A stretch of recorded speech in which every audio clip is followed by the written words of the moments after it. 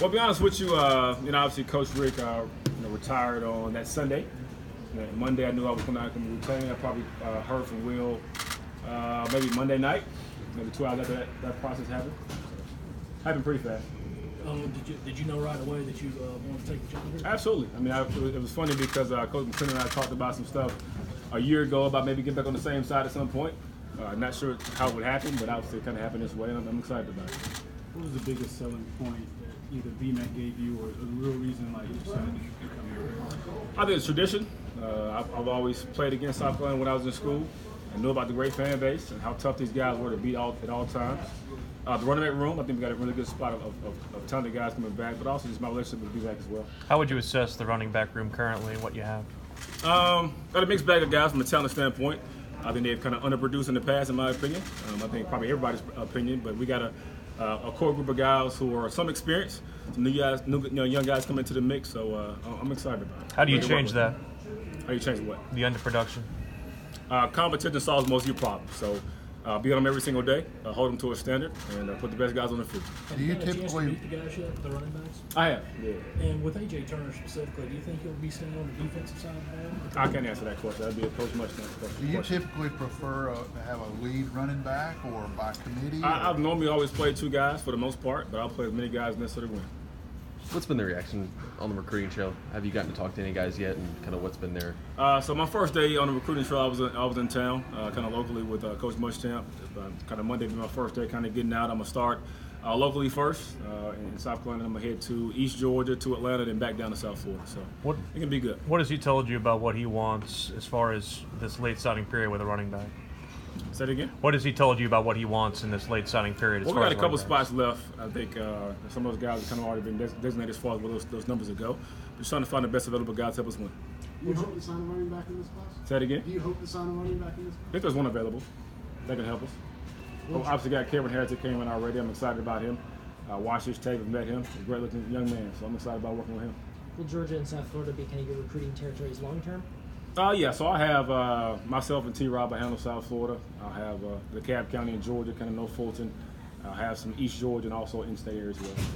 Thomas, I know it's early, but how much will you and BMAC talk about designing the offense for next year or tweaking it for next year? I think it's too early for that. I think we'll also sit down and get with the rest of the offensive staff and get with those guys, get some input, and see how things go. You've touched on it already, but just what's your relationship with BMAC and kind of how big was he in this process? He was huge. I mean, obviously I played with BMAC at Georgia. He was an older guy, 2 years older than me, and I looked up to him a bunch when I was a player. That's how he kind of handled himself on and off the field, his work ethic, and kind of same way from a coaching standpoint. You mentioned that the running backs may have underperformed. What do you think is the biggest area where the running backs in Washington need to improve? Well, I think, from personal experience, playing with probably, 3 or 4 other NFL caliber tailbacks when I was in school, competition makes you better every single day.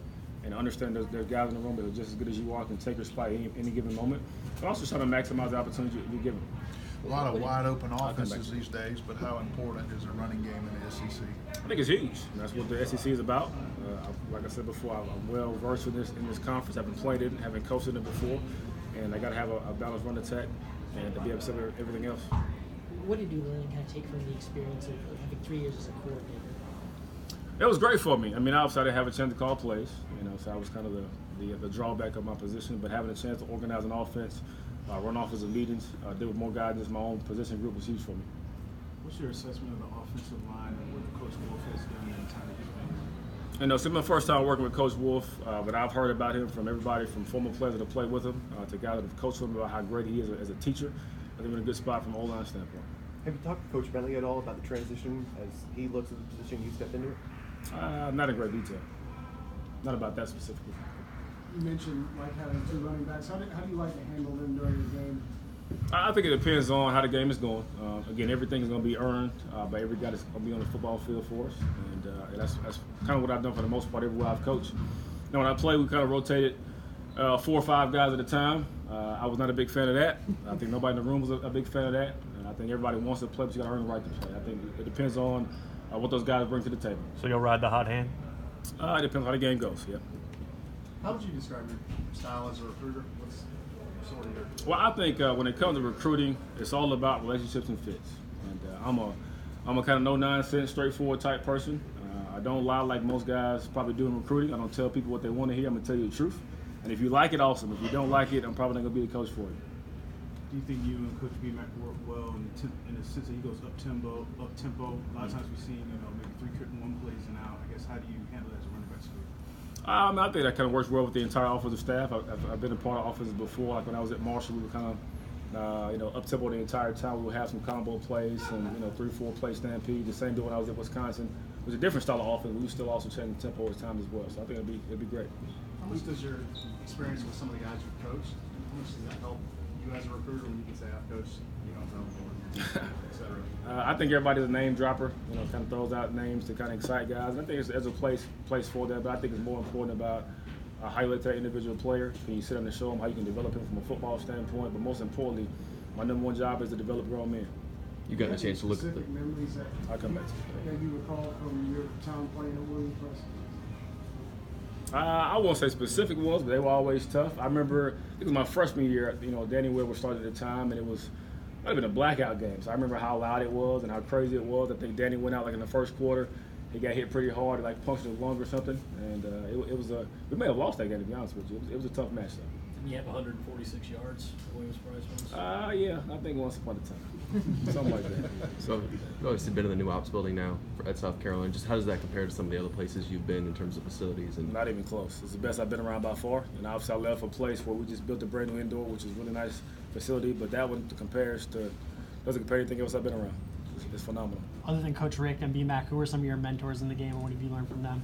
I learn from every coach I'm around, and I want to say those guys are mentors. I've obviously been in contact a bunch with BMAC, throughout the year, just us being close from being former teammates. But I'm not going to name specific guys, but every coach I've been around has influenced me in some way or another, whether it's about showing me how stuff should be done or teaching me how stuff shouldn't be done. So I learn from every guy I'm around. What is your favorite kind of back? A downhill runner, a shifty guy that's good in space? I guess what do you look for? Every down tailbacks, guys that can play in between the tackles, be physical enough in between the tackles, guys that can play on the edge, make guys miss one-on-one. Got to do a really good job of protecting the quarterback. If you can't pass protect, you're not going to play. I don't care how good you are at the ball. Nobody ever knows except for me and the rest of the coaches that if you can't protect the quarterback. But also being able to affect the game in multiple ways from return game standpoint or receiving game. A couple more. What did you mentioned liking Kevin Harris. What did you see in his film that specifically that you liked a lot? It's just tough, man. I think it's really a underrated trait. A lot of guys kind of put a high premium on how fast a guy runs a 40, which I think is probably one of the most overrated stats when it comes to running backs. I care more about can you break tackles, can you make guys miss in the short area of space, and can you just be overall tough from a mental and physical standpoint. And he definitely has it, in my opinion. Now that you're here, I guess what's your impression of the Columbia area? It's been phenomenal. Obviously, coming from Miami, which is a totally different place. Being back in, kind of a college town where they really support their team no matter what. And I just love the fan base, love the support. I'm looking forward to working here. Anything else? I'll let you get back.